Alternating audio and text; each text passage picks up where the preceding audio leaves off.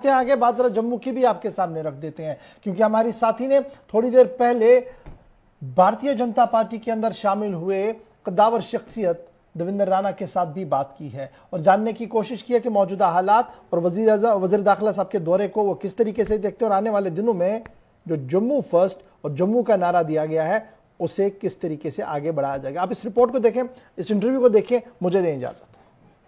नमस्कार, मैं हूं आपके साथ आशा सरमाल। आप देख रहे हैं हमारा ये खास कार्यक्रम और खास कार्यक्रम में आज जो मेहमान हमारे साथ जुड़ रहे हैं, देवेंद्र सिंह राणा नेशनल कॉन्फ्रेंस पार्टी से भी जुड़े, काफी सालों तक उनके साथ भी काम किया, लेकिन अब यहां नई पार्टी ज्वाइन की, भारतीय जनता पार्टी। लेकिन सबसे बड़ा मुद्दा सामने रखा कि जम्मू के लोगों की आवाज को बुलंद करेंगे, जम्मू प्रोविंस के हित की आवाज को उठाएंगे और जम्मू को बचाने के लिए ये कदम उठाया गया। लेकिन इसके पीछे की पूरी कहानी जानना बहुत जरूरी है कि आखिर ये कदम उठाया गया, क्यों उठाया गया। सर, सबसे पहले बहुत बहुत स्वागत कार्यक्रम में जुड़ने के लिए। और आपकी तरफ से एक सवाल रखा गया कि जम्मू के हित को लेकर ही काम करेंगे, जम्मू के लोगों की आवाज को बुलंद करेंगे।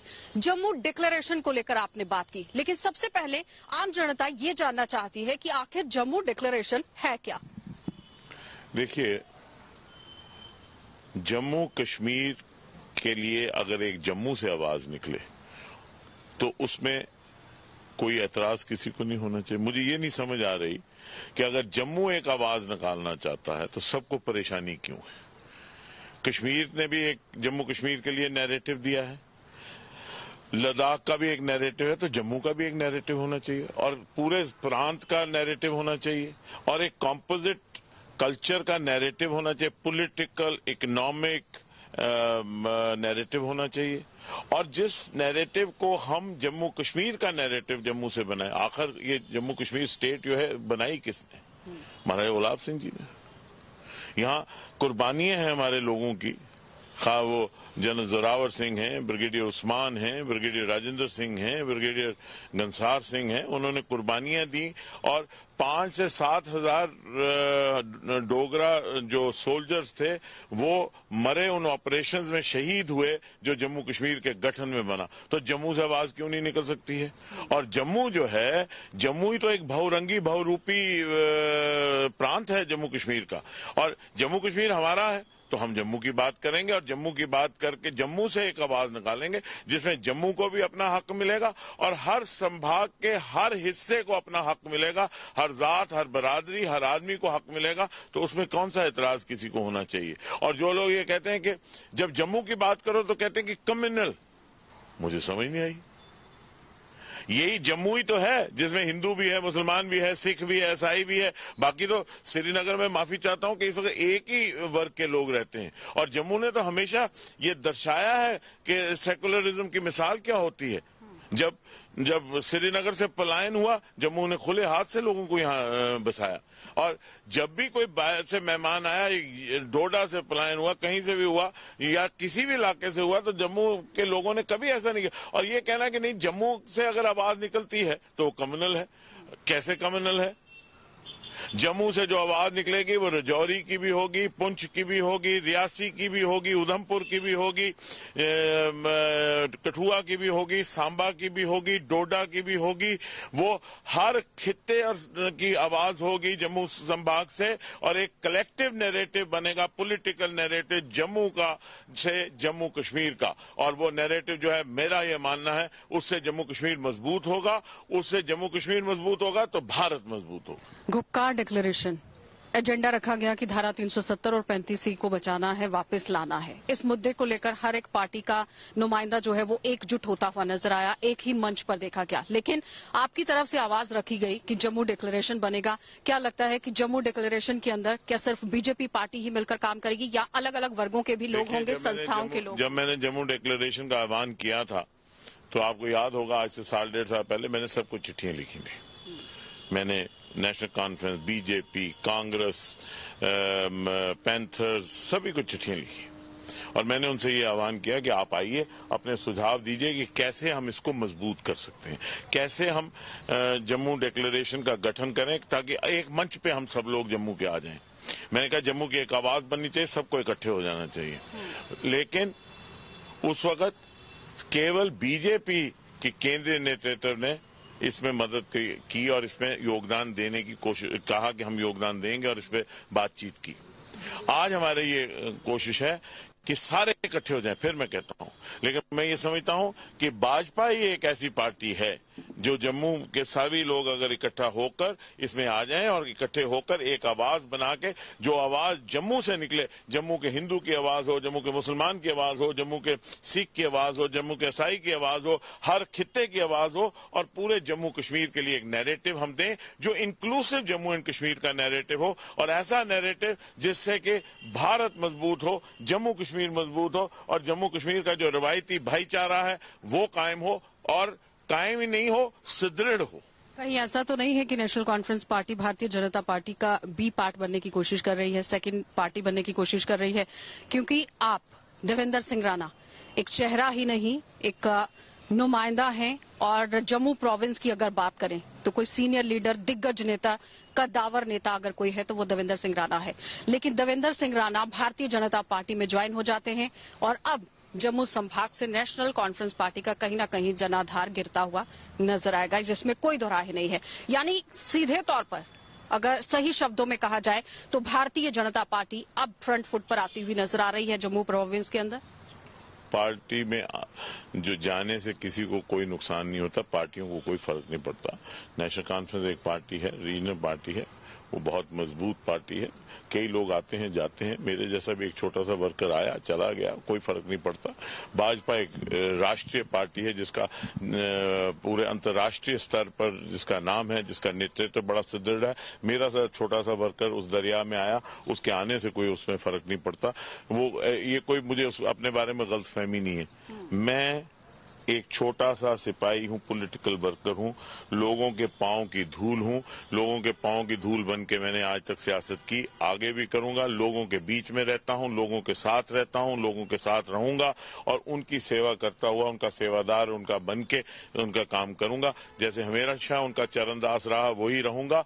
बाकी हाँ, ये जरूर है कि सबको इकट्ठा करके कोशिश ये करना चाहता हूं कि एक जम्मू से नैरेटिव निकले जो जम्मू डिक्लेरेशन हो और जो जिसको जम्मू का आवाज बने। जम्मू को अपना हक मिलना चाहिए। किसी को क्या एतराज है? मैंने डिलिमिटेशन कमीशन में जब कहा कि जम्मू को अपना हक मिलना चाहिए, पॉलिटिकल एम्पावरमेंट होने लगी तो सभी को एतराज हो गया। मुझे समझ नहीं आई क्यों। और वहां पर सवाल ये भी रखा गया कि नेशनल कॉन्फ्रेंस पार्टी से ऑलरेडी नुमाइंदे वहां पर पहुंच चुके हैं, आप एक बार फिर यहां पहुंचे हैं, लेकिन आपकी तरफ से जवाब रखा गया कि जम्मू के लोगों की आवाज को बुलंद करना है और इसी वजह से डिलिमिटेशन कमेटी के सामने हाजिर हुए हैं। लेकिन सर, सवाल यहां पर यह है जो हर कोई जानना चाहता है कि आखिर जिस तरह से पहले भी मैंने कहा कि क्या नेशनल कॉन्फ्रेंस पार्टी पार्ट बी बनने की कोशिश कर रही है कि कश्मीर से पूरी तरह से जनाधार को समेटा जाए नेशनल कॉन्फ्रेंस पार्टी की तरफ से, और जम्मू के अंदर देवेंद्र सिंह राणा एक पहचान बनकर, एक नया चेहरा बनकर बीजेपी का उभर कर सामने आएंगे? देखिए, मैं कोई किसी का चेहरा नहीं हूं और ना ही कोई ए और बी पार्टी है।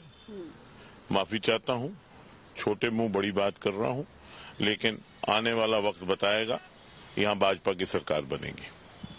एक और बात यहाँ पर यह है कि जिस तरह से अमित शाह का भी दौरा है काफी अहम माना जा रहा है। सिलेक्टिव किलिंग्स हो रही हैं कश्मीरी पंडितों के साथ। 1989-90 में क्या हुआ वो सबने देखा, किस तरह से कश्मीर घाटी को छोड़ा गया वो भी सबने देखा और हर कोई गवाह था। लेकिन आज के समय में जो स्थिति देखी जा रही है वो फिर से खौफनाक होती हुई नजर आ रही है। क्या लगता है कि उसको लेकर कोई कदम उठाया जा सकता है? देखिए, पाकिस्तान के गिनौने मंसूबे हैं। पाकिस्तान जो है वो यहाँ अपना षड्यंत्र फिर रचने की कोशिश कर रहा है।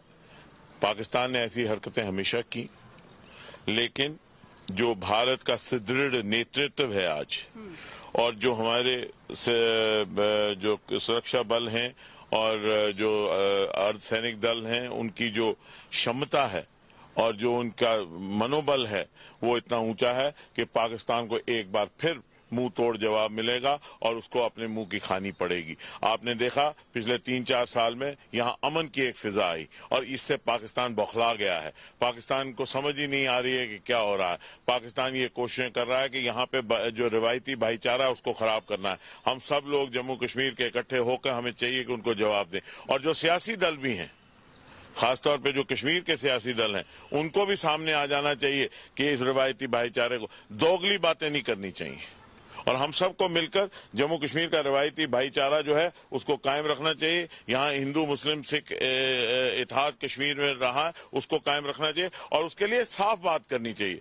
आज वक्त आ गया है, या तो आप राष्ट्र के साथ हैं या नहीं है। ये दोगली बातें जो करनी है वो नहीं चलेंगी और पाकिस्तान को मुंह तोड़ जवाब हमेशा दिया है इस सरकार ने, आगे भी मिलेगा और पाकिस्तान अपने इन घिनौने इरादों में कामयाब कभी नहीं होगा। भरोसा नहीं किया जा सकता, लेकिन अगर आपकी बात करें 20 सालों से नेशनल कॉन्फ्रेंस पार्टी के साथ जुड़े और आपकी तरफ से कोई बात सामने नहीं रखी गई कि किस वजह से पार्टी को छोड़ दिया गया, लेकिन एक बात जरूर सुनने में आई कि देवेंद्र सिंह राणा की तरफ से कहा गया कि पार्टी के अंदर अलग नेताओं के साथ, दूसरे नेताओं के साथ मतभेद चल रहा था जिसकी वजह से पार्टी को छोड़ दिया गया।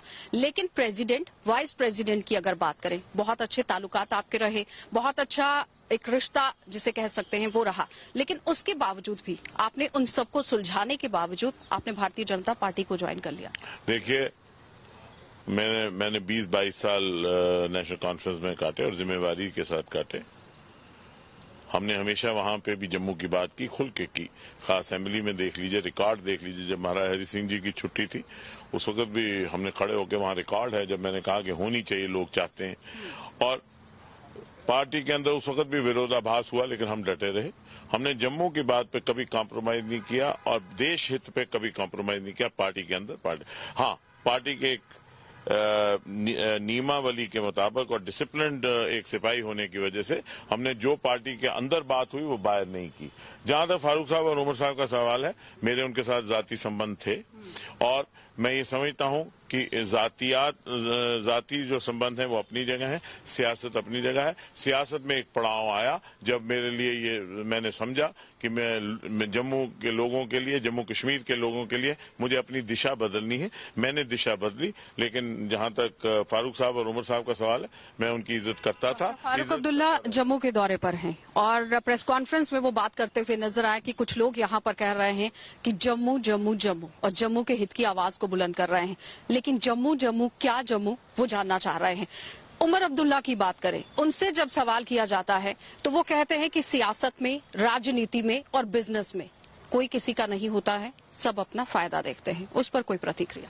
मैं, फारूक साहब बड़े दिग्गज नेता हैं, मैं उन पे बात नहीं करूंगा और ना ही उमर साहब पे करूंगा। मेरे भाई हैं, दोस्त हैं और बाकी हाँ सियासी रहा है। हाँ, ये जरूर मैं कहूंगा, इतनी बात जरूर कहूंगा, मैं बहुत एक अदना सा आदमी हूं, लेकिन इतनी बात जरूर कहूंगा कि जम्मू की आवाज जो है वो अब रुकेगी नहीं। जम्मू की आवाज चलेगी, जम्मू की आवाज बनेगी, जम्मू की आवाज जो है उसको कोई नहीं रोक सकता। अब चाहे हमें अपना पॉलिटिकल सारा कैरियर एट स्टेक डालना पड़े, तब भी जम्मू की आवाज के लिए खड़े रहेंगे, जम्मू के लोगों के लिए खड़े रहेंगे। जम्मू संभाग के लोगों को उनका हक मिलना चाहिए, बराबरी का हक मिलना चाहिए। जम्मू संभाग का हर शख्स जो किसी भी जम्मू संभाग के हिस्से से आता है उसको उसका हक मिलना चाहिए, बराबरी का हक मिलना चाहिए। हम किसी के नीचे नहीं हैं, हम बराबर हैं, हम बराबर रहेंगे। ये जम्मू कश्मीर हमारा है, इस जम्मू कश्मीर को हम भी चलाएंगे, बाकी भी चलाएंगे। ऐसा नहीं होगा, हमारी किसी का लड़ाई नहीं है। हम चाहते हैं कि जम्मू और कश्मीर में रिश्ते बेहतर हों, आपसी गठजोड़ बने, लेकिन जम्मू को अपना हक मिलना चाहिए।